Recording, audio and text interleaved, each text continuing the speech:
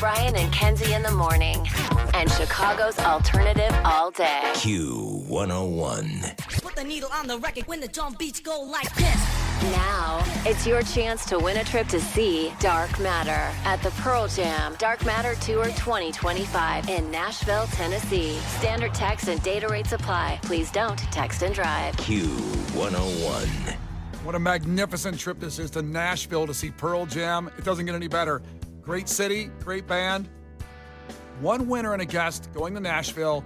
If you just text the national keyword, strangers, that's STRANGERS to 95819. It's a contest text line. So 95819. It's got to go to that one. If it goes to our other number, it's not going to be entered.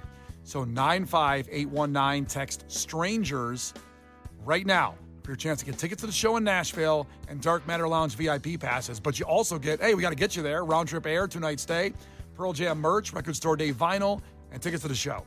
Text strangers to 95819. What a wild story we have coming up here in 3 minutes. A girlfriend locked her boyfriend somewhere after a fight, and he wasn't found for 4 days. 4 days, Kenzie. What did he do? I don't mean to victim blame, but I'm just saying, there's no way. Kenzie, he was locked in a storage locker. You're worried about that? What he did? I'm sorry. I'm just saying, it's not right to do that no matter what. It's not right to do that. But, that doesn't had to sound be a like you big think that. fight. No, but that just had to be a big, you didn't fight about dishes and then lock him somewhere for 4 days, right? Something horrible had to have happened to do something horrible, I would think. Maybe it was dishes. We'll give you the whole story here in 3 minutes with Brian and Kenzie on Q101, including the 911 call from the guy trying to get out of the storage locker. It's all coming up in 3 minutes. Brian and Kenzie, Q101. Brian and Kenzie in the morning. And Chicago's alternative all day. Q101. Brian and Kenzie on Q101. It's one for Head to Headlines, which we do every Wednesday at 8:20. But so I just explained a minute ago that a man called 911 said his girlfriend locked him in a storage unit for a week after an argument. Kenzie's first thought when I just give that headline is, well, he must have done something. Okay, Juan texted it, and he said right away, Kenzie, what did he do? Straight up Latino. Clearly, straight up Latina girl right there. What'd he do? I'm sorry. I just meant oh my God, she was so mad. What happened? It's not the right reaction. That's not what I meant. I'm just saying he really pissed her off. That's crazy. I had to run to the other room for a second, and all I heard when I came back was Kenzie going, well, not to victim blame, but I go, oh, God, what I missed. But a message if Kenzie's husband happens to be listening, get rid of the storage locker in your backyard immediately. So here it is. Why don't we just play the 911 call first? The guy, it took him, so he was in there 4 days, locked in there with no food or water, and he couldn't find his phone in the storage locker because I guess he had it on him, but it fell off somewhere when she shoved him in there. And he then finally found it and made this call to 911. 911, where's your emergency? I've been locked in the storage unit for about a week now, and I just now found my phone. A girlfriend has outstanding warrants for attempted murder and for kidnapping. No food, no water. Elements, like I said, if we had been in the heat of the summer or the super cold of the winter, this would be a whole different story. Terrifying. It's a terrifying story. Just listen to it again, the first thing he says. 911, where's your emergency? I've been locked in the storage unit for about a week now, and I just now found my phone. A girlfriend just now found the phone. Now, apparently they were, maybe him or both were hoarders. So this storage locker was just jammed with tons of, like me, my office room is all those totes. If it was pitch black in there and my phone fell out of my pocket, I wouldn't find it for 4 days either. Well, he sounds like Cletus from The Simpsons. Let me see again, real quick. Where's your emergency? I've been locked in the storage unit for about a week now, and I just now found my phone. That's the redneck from The Simpsons. I was thinking King of the Hill a little bit. But I have to say, that phone battery is out of control. No kidding. Because I would be like, I got 30 minutes to find this phone or we are doomed. My phone's plugged in all day. Yeah, and even if he's not using it, 4 days on the battery just on itself. That's what I'm saying. You had a good phone. So, and was his sound turned off? He didn't get a call or text for 4 days? He couldn't find it? That's true, too. Good point. That's a bad look for him if nobody's texting him for 4 days. That's what I'm saying. Nobody's like, where you at? Well, I'm arguing Not about. once? I'm upset that no one called Gene Hackman for 2 weeks. Him laying in the house. This guy didn't get one for 4 days either. That's brutal. What's going on? So here's what happened. Apparently, investigators, the couple got into an argument. It doesn't say it was over dishes or cheating. Somewhere in that realm, an argument. I want to know. It's not okay because somebody texted in and is like, that's not right. I'm totally aware it wasn't the right thing to do. I'm just saying she was obviously really angry to leave somebody there for 4 days. Like, that's insane. I just want to know what happened. It's Kenzie's soul sister, this is. That's not true. Son of a bitch. Sorry about Kenzie. I haven't heard from her husband in a minute. Hey, he's fine. Don't worry about it. Don't call him either. Is he fine? He's fine. Okay. So they got into some kind of argument. And after that, this would be a lesson for everybody out there. Once you get in an argument, don't do this. She told him to go get something out of the back of the storage unit, the back of it, which they're already hoarders, so the thing is packed with stuff. So if you get in an argument, I guess the thing is to do is leave and everybody calm down and then come back home. Don't go to the storage unit. Because once he got in there, he had to crawl through the stuff. It shows how much this thing was stuffed with things, this hoarders, like me. And then she slammed the door and shouted, now, Kenzie, this might relate to what you're thinking. This is what you get. Damn. And locked it and never went back. He was in there from Thursday the 20th to Monday, which is 4 full days. Officials say they truly believe she intended for him to die in there. The unit was described as a, quote, hoarder's paradise, stuffed with things when the police got there to open it after the call, stuff started falling out of it. So imagine how cramped he was in this storage locker with all this stuff in it. I have to be honest, I imagined a completely empty storage locker when I pictured this, so he could just walk around the room, wait till he kicks something, like, and his phone would go flying. I can't imagine, like, full of stuff, and you couldn't see. Also, why did, like, somebody texted in if it was an iPhone, why not say, hey, Siri? Oh, not bad. Well, I don't have my Siri set up. I couldn't do that on my phone. Well, maybe if you get locked in a storage locker, you're going to wish you set that thing up. Maybe, but I don't trust it. I don't like Siri. Wait, can't anybody just say that and it asks, the phone answers you? I don't have any Siri stuff set up on my phone. I always bypass it when I set up the new phone. Yeah, but so I must have it on because my Siri talks to me like half the day when I just bring up stupid things. Did she take his phone and just throw it in a different part of the locker? I think when he was going back and crawling in, it must have fell out of his pocket or something. Or, he just said he lost his phone in there and he spent days trying to find it in the darkness in a, quote, hoarder's paradise storage unit. No, thank you. No, thank you indeed. Somebody just said I was probably his emergency contact because I don't answer. Bingo. Kenzie's pushing the voicemail for 4 days. Like, oh my God, take the hint, bro. I'm busy. This poor guy. And I saw this story this morning, and it was like 4 a.m. when I read this story. And I said, well, you can't live a day without water. That's yes, you can. A day? Without water? I've heard that you can live a month without food and 1 day. You can't live a day without water. I don't believe either of those things are true. I think you're way off. I bet you could do at least a week without water. It doesn't mean you'd feel good. Oh, but like you could at least go a week. I don't know. What's it? Well, 1 day, Brian? Do you think you die? You mean dead people would like there would be because of no water? Everybody drinks water every day. No, that's not true. I hate drinking water. Oh, that But tracks. there is kind of water in everything. Like there's actually like water in soda, like little bits of it. Like I know you only drink like Mountain Dew, but there's like a tiny bit of water in it. Yeah, because I haven't had like a bottle of water or a glass of water. I mean, I haven't had a glass of water in 6 or 7 days. Oh, I thought it was years. I swear to God. Wait, you haven't had a glass of water in 6 or 7 days? Water sucks. I hate drinking water. Oh my it's God. So gross. I don't like the way water tastes. You need water. Yeah, I get it through soda. But that's not the water you need. It has other stuff in it. Okay, explain to me the different types of water. Get a Brita or get bottled water. Get a Brita? What am I, a Rockefeller? Good Lord. I'll buy you one. I don't have that kind of disposable income. Okay, for your next birthday, I'm buying you a Brita. That's 11 months from now. Good luck. So I just went to AI. A person can generally survive without water for about 3 days. I thought it was a day. But it can depend on different factors like age or whatever, environment. And all. This guy was in a storage locker with other crap all around. I would think it'd be less. But he did live, and he didn't sound too bad in the 911 call. You know what I mean? No, you're right. So no food, too. What's worse, no water or no food? I mean, you think you'd die after like 3 hours of that food, right? That you can last 4 hours without a snack. And I can't. You're right. I'd be like, oh my God, I'm hungry. My stomach's growling. I think you'd break down the door like the Kool-Aid guy at that point. this whole scene, though, all I imagine is like the ending of Saw when they shut the door and you're stuck. Like that's like what this is like. That is. Yeah. That's what it reminds me of. That's probably where she got the idea. Do you want to play a game? No, I want to eat. No. I want out of this locker. I don't. I want out of wanna here play. right now. Nope. The Brian and Kenzie Show. On Q101.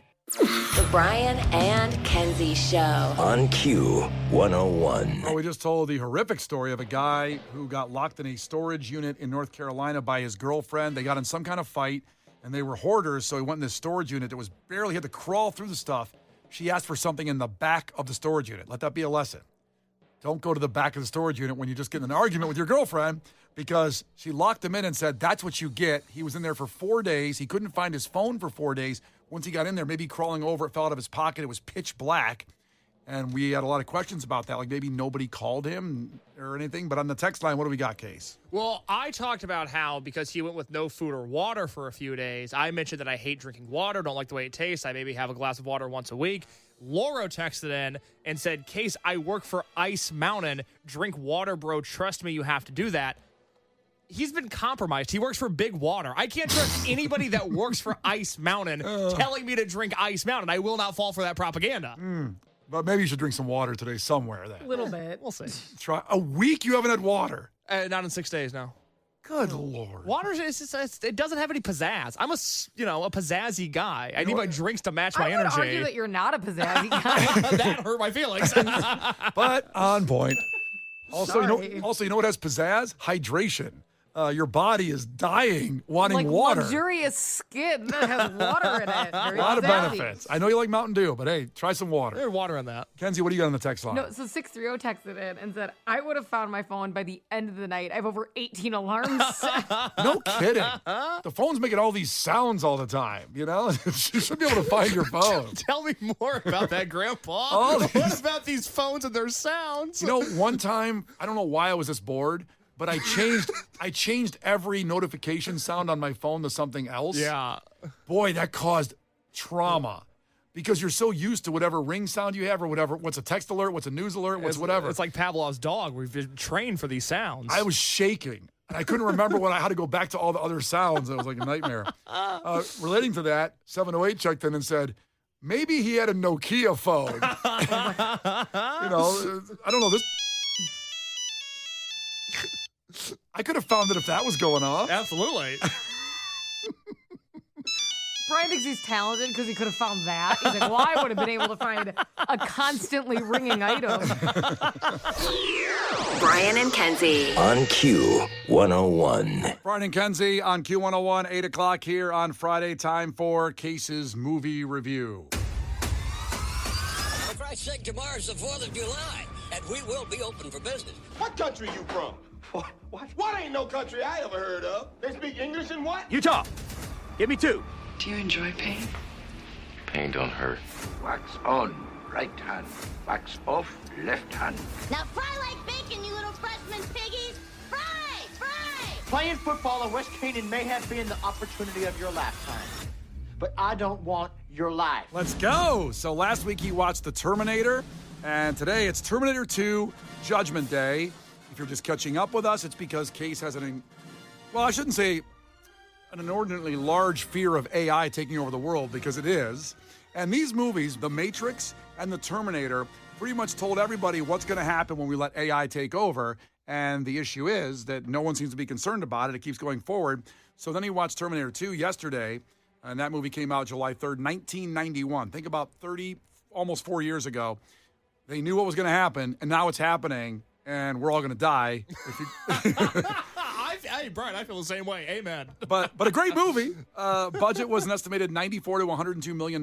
It made $520 million, which by 1991 standards is probably like $3 billion today. Rotten Tomatoes offered a 91% approval rating from the aggregated reviews of 91 critics with an average score of 8.5 to 10. This movie changed my life. It changed a lot of people's lives. You should have seen me before 91 as a kid. And after this movie, boy, a different person. That's why the therapy's needed. So let's start off like we always do with the trailer for the movie. This is Terminator 2's trailer 34 years ago. 10 years ago, a machine from the future was sent to kill Sarah Connor. It failed. I'll be back. But this time, there are two. One programmed to destroy, the other to protect. Hasta la vista, baby. Arnold Schwarzenegger. Terminator 2, Judgment Day. Rated R. That's good. A lot of explosions. I need to watch it. Yeah, no, it's badass. It's like scenes from the movie, you know, like a trailer is. Yeah, a lot of explosions in Terminator 2. So Case never saw it. And Case, what did you think of Terminator 2? Especially after seeing Terminator 1 last week. While I continue to have entirely justifiable concerns about AI and the future of AI and what it will do to humanity, i.e. make us become extinct, I must say that the 2.5-hour thrill ride that is Terminator 2 Judgment Day is one of the most enjoyable movie-going experiences I have ever seen. Well, that's great news to hear because I was worried only for the time length of the movie that you were going to hate it because you hate long movies. Long movies. The thing about movies is that they're so long. And long movies in particular are often too long. This is a 2.5-hour movie almost. I would lose nothing from this movie. It is so close to being perfect. You know, if our marker for great movies over the last year with the ones that I've seen on this show have been Shawshank and Pulp Fiction and Jaws, those have been my 3 favorite movies that I've seen so far. This is just a tier below that. This is on that Friday the 13th, Twister, Pretty Woman pantheon of, again, some of the greatest movies that I have ever seen. I had to ask myself going into this what I wanted out of a sequel, because you got to remember, I haven't watched a lot of movies, so it's not like there's a lot of franchises that I'm married to. I haven't experienced a lot of sequels in my life, which is such a weird thing to say. But especially like not even second dates. You know what I mean? Wow. Oh, man. I had a streak of first dates there for a while. Exactly. Not a streak of second dates. First time I thought of a second date as a sequel, too, by the way. But I had to think about what I wanted from this movie. I wanted to see the characters progress in a natural way. I wanted to see storyline advancement that felt true to the first movie, but also became exciting in the second movie. And I just wanted this movie to feel necessary. And by the end of this movie, undoubtedly it was necessary. It's one of the coolest movies that I have ever seen. And specifically, as we now sort of break into the spoiler portion of this review, I did not know watching the first one that Arnold, Terminator, was going to be the bad guy. That was a surprise to me because the Terminator's beloved. Who doesn't love the Terminator? So going into the second one, I thought, oh my God, they're going to make Arnold the bad guy again. And he was so cool. And especially after he walks into a biker bar naked, kicks said biker's ass, and then puts on their leather jackets, I think, oh my God, this is the coolest looking person that has ever been filmed in the history of cinema. I can't believe I'm going to have to root against this guy again. But that doesn't end up being the case. They turn Arnold into this lovable, human-like machine that learns why people cry, that learns the lingo of the day from a 10-year-old in a Public Enemy shirt, which I thought, okay, go off, King. Being 10 years old listening to Public Enemy, that's very impressive. It is just overall... It is incredible. The action sequences, everything really in the first half hour of this movie, from when we see T-1000, the advanced Terminator. Who, by the way, is Robert Patrick, the brother of the Filter lead singer Richard Patrick. Really? That's his brother. I did not know that. In real life, yeah. Holy cow. Seeing him chase the kid out of the theater, where he's playing video games in the arcade, into this motorcycle chase scene where at that point, you don't know that Arnold is going to be the good guy in this movie. You think maybe he's trying to kill the kid and the cop is trying to save the kid. All of that stuff with Arnold shooting the shotgun on the motorcycle and the car chase through the valley of Los Angeles out of this. Oh my God, the action sequences there are incredible. The nuclear holocaust, as tough as it is to watch, is this thrill of a scene. It is so well done. And then obviously the conclusion in the steel mill. I mean, this movie, I have such few notes on what I would do differently. I really, really, really love this movie. Wow. It's so good. Now, of course, the downside is, because there's always a downside, the downside is we will all die at the hands of AI one day. But that's not the movie. That's just real life. No, but we learned nothing from this movie. It's amazing. They laid it out. I mean, Brian, we have the clip of how Skynet was created and the impact that it will have on the modern world. It sounds like everything happening now, and yet we have heeded no warning from it. In 3 years, Cyberdyne will become the largest supplier of military computer systems. All stealth bombers are upgraded with Cyberdyne computers, becoming fully unmanned. Afterwards, they fly with a perfect operational record. The Skynet funding bill is passed. The system goes online on August 4th, 1997. Human decisions are removed from strategic defense. Skynet begins to learn at a geometric rate. It becomes self-aware at 2:14 a.m. Eastern Time, August 29th. In a panic, they try to pull the plug. Skynet fights back. Yes, it launches its missiles against the targets in Russia. Why attack Russia? Aren't they our friends now?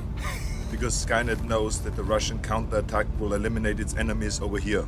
Jesus. That is Why is so that funny? Whoever heard that and laughed?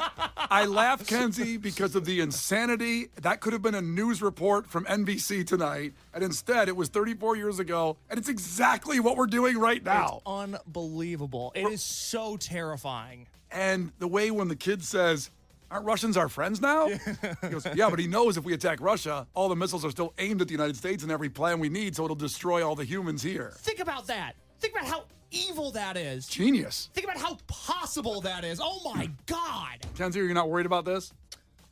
I think that if anything, it taught us that, sometimes they like us. Like the Terminators? Fine. Sometimes who likes us? The Terminators? Like the Terminators. I mean, I don't know. That's not what we're probably going to call them. So it's hard to, rename them the robots. Like, Arnold, started to really vibe with us. He didn't want to kill us. I will say, I was just want to say it because you did do an excellent recap. And I think when you slow it down and go, as watching that in 1991, then as I was as a kid, when Arnold then all of a sudden the plot twist is, come with me if you want to live. Mm-hmm.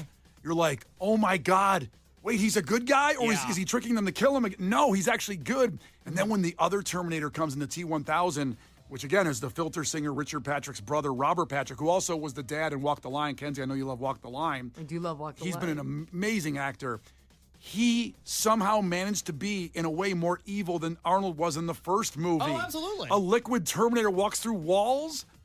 In the jail, when he goes through the wall and then the gun doesn't go through and he turns around and looks at the gun like you can't figure out why the gun's not going through. All that stuff in the mental hospital is insane. Oh. So, Casey, when you watched the first one, you never got an inkling, you never knew that in the second one this guy was going to become good. Never considered it. Yeah. It's ironic. It's one of those things where, you know how every once in a while in a franchise, something that happens later, kind of like the Jason hockey mask, is actually what sticks. And Terminator being the good guy, even though that's not what happens at the beginning of this, is what has stuck, which is always really interesting. I like that. Well, it's just, at the end of the day, Arnold is one of the most compelling figures that I've ever seen in any movie. That was my takeaway from the first one, where his role is so limited. He only speaks about 18 lines in that movie, but there's just something inherently cool about looking at this guy. I just want him to be on camera all the time, and you see in the second one, obviously, such a dramatic increase in the dialogue that he speaks. The physicality is all ramped up. What I think is so great about this movie, just to compare it to the ones that I've watched over the last year, this has the grit of a violent war movie like Saving Private Ryan, which I watched. It has the charm of a movie like Roadhouse. All the stuff with Arnold trying to learn how to be human-like could have fallen really flat, could have been really silly, but it works. It has that charm, and then it increases on just the epicness of a movie like Die Hard, which had come out a few years earlier. It all is just this perfect storm, and I see now, having watched some of movie history, how this movie came to be, and I am so blown away by how good it was. Your passion, you're so excited. I love it. And you talking about the humor of the movie, when we got the phrase, the first movie, I'll be back, became something everybody said. Mm-hmm. And then this one was hasta la vista, baby. Fantastic. Here's the scene of how he learned that from the kid. Keep it under 65. We don't want to be pulled over. Affirmative. No. You gotta listen to the way people talk. You don't say affirmative or some like that. You say, no problemo. And if someone comes off to you with an attitude, you say, eat me. And if you want to shine them on, it's hasta la vista, baby. Hasta la vista, baby. Kenzie, just a little peek into me giving Case a ride home in the car every day. I'm Arnold, and he's the kid when he's telling me about new hardcore bands. And he goes, this band is so good, you got to go see them. And I go, affirmative. And he goes, no, you got to say something cooler, like no problemo. And I go, no problemo. Yeah, also, Paul checked in from Berwyn. And Paul said the bike scene is what I always used as a DVD to whenever I move to set up my home sound system. Oh, yeah, funny. Because I used to use the Fast and the Furious for that, but that's a great idea to use the bike's chase scene to set up your. And thanks for checking. What do you mean you use it to set up a sound system? So it's not like today we have sound bars, but in the old days, if you had a home theater, and a lot of people still have this, like Pants, the guy, have like 7 speakers around a TV. Pants is the guy we work with, just in case you're confused. Yeah, the guys, the speakers in the back and the front. So they use that scene, and you would just have to kind of tweak your speakers to make sure they were right. So you want the gun getting cocked from behind you in that speaker, so you had to tweak them a little bit. Today, it's a lot easier with sound bars. Oh. Kenzie, whenever I move and I move my vinyl setup, I always use the Postal Service Such Great Heights as the test for my speaker quality because of the way that the sound goes back and forth in between headphones. It's a good left-right test. That's a whole other segment about how to test your speakers. Boy, do I just plug stuff in and leave. Kenzie, 8 o'clock on Monday when we make the pop-up announcement. We're also going to do a segment on setting up home theater and adjusting left, right, and calibration your DBs to the back speakers and the front speakers and the subwoofer. You're going to really love it. I'm like, that's on. That's working.